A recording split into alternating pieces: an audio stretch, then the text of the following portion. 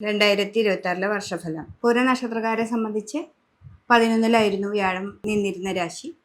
ആ രാശിയിൽ നിന്ന് ഇപ്പോൾ നമുക്ക് ജൂൺ മാസം 2026 ജൂൺ മാസത്തോടു കൂടി, അതായത് ജൂൺ മാസം 9-ാം തീയതിക്ക് ശേഷം നമുക്ക് 12-ലേക്കാണ് വ്യാഴം നിൽക്കുന്നത്. അപ്പോൾ 12-ലെ വ്യാഴം, അപ്പോൾ ഇത്രയും നാൾ നമുക്ക് കാര്യങ്ങളൊക്കെ നല്ല സ്മൂത്തായിട്ടാണ്, ചെറിയ ചെറിയ തടസ്സങ്ങളുണ്ടെങ്കിലും നടന്നിരുന്നു. പക്ഷെ 12-ലേക്ക് വ്യാഴം വരുമ്പോൾ എന്താണെന്ന് വെച്ചിട്ടുണ്ടെങ്കിൽ പെട്ടെന്ന് നമുക്ക് ആ കർക്കിടക രാശിയിലാണ് നിൽക്കുന്നത്. പെട്ടെന്നൊരു തടസ്സങ്ങളൊക്കെ വരാനായിട്ട് ചെറിയ സാധ്യതയുണ്ട്. അപ്പോൾ 11-ൽ നിന്ന് പെട്ടെന്നൊരു തടസ്സമല്ല, എന്നാലും നമ്മൾ കറക്റ്റായിട്ട് പോയിക്കൊണ്ടിരിക്കുന്ന ഒരു ഭാവം പെട്ടെന്ന് ഇന്ന് തരാം എന്ന് പറഞ്ഞാൽ പെട്ടെന്ന് അതില്ല, നാളേക്ക്, അങ്ങനെയൊക്കെ ഒരു മാറ്റങ്ങൾ വരുമ്പോൾ നമ്മൾ വളരെയധികം ശ്രദ്ധിക്കണം. അപ്പോൾ ജൂൺ മാസം മുതൽ നമ്മുടെ ക്രയവിക്രയങ്ങളൊക്കെ ചെയ്യുമ്പോൾ വളരെയധികം സൂക്ഷിക്കുക.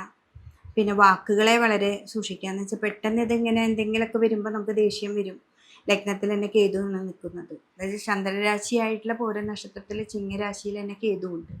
അപ്പോൾ അത് സൂക്ഷിക്കുക.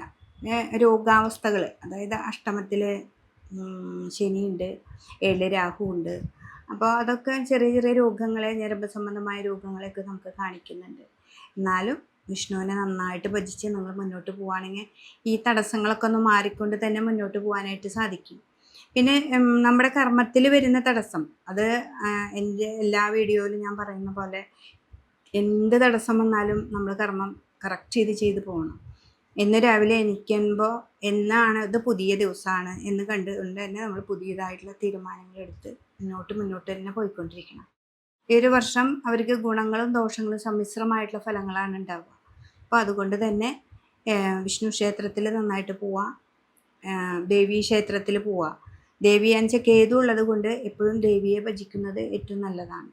പിന്നെ പുതിയ പുതിയ കാര്യങ്ങൾക്ക്, ഇതിപ്പോൾ തടസ്സങ്ങൾ ഉണ്ടെന്ന് വേണ്ടി നമുക്ക് ഒരിക്കലും ആരും വീട്ടിലിരിക്കുന്നില്ല. അപ്പോൾ വീണ്ടും നമ്മൾ മുന്നോട്ട് തന്നെ പോയിക്കൊണ്ടിരിക്കുമ്പോൾ ആ തടസ്സങ്ങൾ എന്തെങ്കിലും ഉണ്ടെങ്കിൽ തന്നെ നമ്മൾ ഗണപതി ക്ഷേത്രത്തിൽ പോയിട്ട് മുട്ടിറക്കുക, പ്രാർത്ഥിക്കുക. ഇതൊക്കെയാണ് ഈ പൂര നക്ഷത്രക്കാരെ സംബന്ധിച്ച് ചെയ്യേണ്ടത്. അപ്പോൾ അവർ ഏറ്റവും നന്നായിട്ട് തന്നെ വ്യാഴനെയാണ് പ്രീതിപ്പെടുത്തിക്കൊണ്ടിരിക്കുന്നത്. അപ്പോൾ വിഷ്ണു സഹസ്രനാമം നന്നായിട്ട് ജപിക്കുക. അതെന്നും ഇന്ന നേരത്ത് കൃത്യനിഷ്ഠയായിട്ട് ചെയ്യുക. നിഷ്ഠയായിട്ട് ചെയ്യുന്ന ഒരു ഇതിനെയാണ് നമ്മൾ ഉപാസന എന്ന് പറയുന്നത്. അപ്പോൾ രാവിലെ എണീറ്റ സഹസ്രനാമം ചൊല്ലിയിട്ടേ നമ്മൾ വേറെ എന്തിനുള്ളൂ എന്നുള്ളൊരു തീരുമാനവുമാവുക. അല്ലെങ്കിൽ വേറെ ഏതാണെങ്കിലും, ഇപ്പോൾ എന്താണോ നിങ്ങൾക്ക് ചൊല്ലാൻ പറ്റുക, ഏത് സ്വസ്ത്രമാണോ ചൊല്ലുന്നത് അത് കറക്റ്റായിട്ട് പോവാം. അപ്പോൾ പൂര നക്ഷത്രക്കാർക്ക് ഈ ഒരു വർഷം ഏറ്റവും നല്ലതാണ്.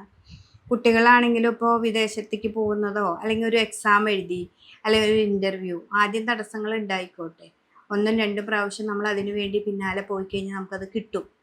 അപ്പോൾ അതുകൊണ്ട് തന്നെ അത് ഇങ്ങനെയാണെന്ന് മനസ്സിലാക്കിക്കൊണ്ട് നമ്മൾ മുന്നോട്ട് പോയാൽ നമുക്ക് ഏറ്റവും നല്ലൊരു ഫലമാണ് ഈ 2026 വരുന്നത്.